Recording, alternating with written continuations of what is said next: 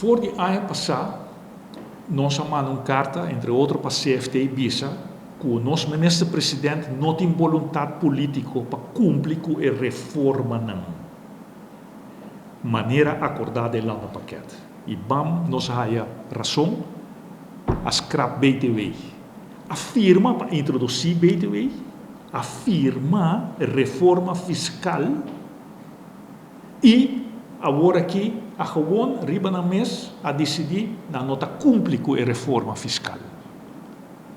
E nós também staatssecretaris Alexander Van Huffelen a declarar, avisa que o BTW meste bem, so afspraak is afspraak.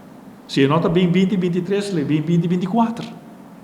Que men bota bezig, ora é dita não cumprindo, que o CFT nasce mesmo coisa.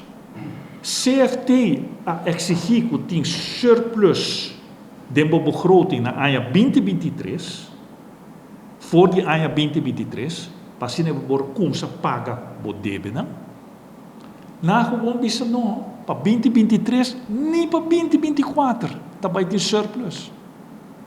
Contra o acordo não que tem acordar. E para que o 2023 e 2024 não? Passou já 2025 tem eleição. Que men, na gewoon plano bisa, mas que é contrato de 5 anos para mi período, me dá worry que está bem desastre que está bem depois.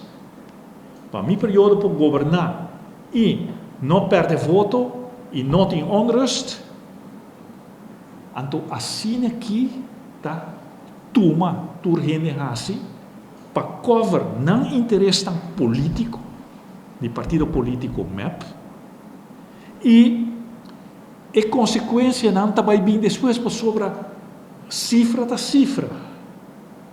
Se você não barra o gasto, se você não tem manejo eficiente de placa, o problema está bem. Maneira passa na Sri Lanka, com dado momento você não pode cumprir com a obrigação mais.